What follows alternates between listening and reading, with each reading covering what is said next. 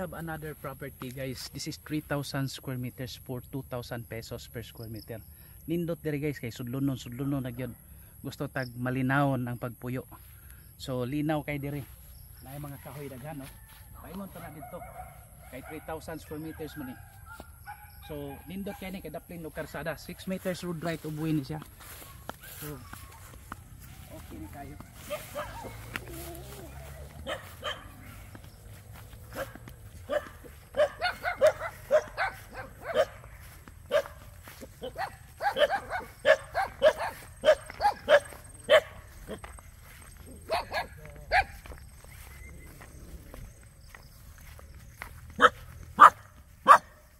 Water, electricity, signal are available guys. Still located in Barangay Malingin, Bugo City, Cebu. So nindot kayo no.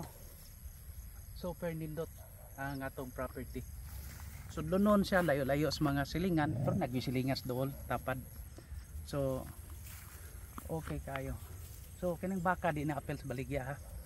For siguro. So mana siya. Asa ni mga iro, ano laki. Ito joke lang gamay no. Basta pinataas lang, rectangular inside. Nya pingana dito.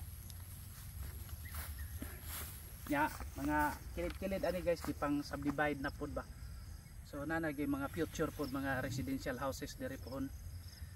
From the highway or provincial road, more or less mga 300 meters, 350 meters yun. Manay ako na balansi. Doon ra baya, okay ra man. At least ba, dili saba layo ka sa mga silingan, ya nay mga kahoy-kahoy. Kisa tong gusto daghang kahoy. Ana, pwede gini niyo putlon. Ay kawayan nasod. So mo na no. Taman aring balay.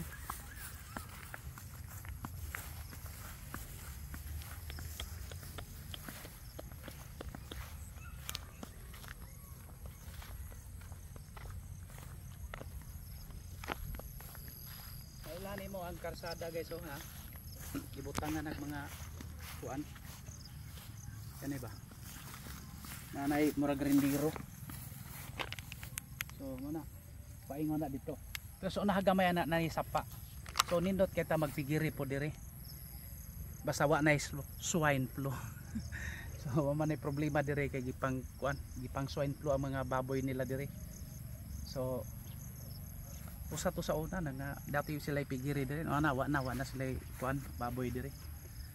Wa na gibaho, wa na gibaboy. So okay na kayo. Nya for inquiries just contact me and please subscribe our YouTube channel. Nya we will process transfer of title. Then if you have properties for sale, just submit it to us. Okay? Bulan Cebu lang ta, ha. Ug naay taga Niboring, tutan-awon lang. Forward din lang kong mga papel kay di ta basta-basta nya lastly no kadtong mga gi-subdivide kanang yuta padatahan, careful lang kita. So depende ra na nato no, at least about ta mga klowa na ato lang nang i-balanse tanan. So again, thank you very much and God bless all. Happy viewing. Bye.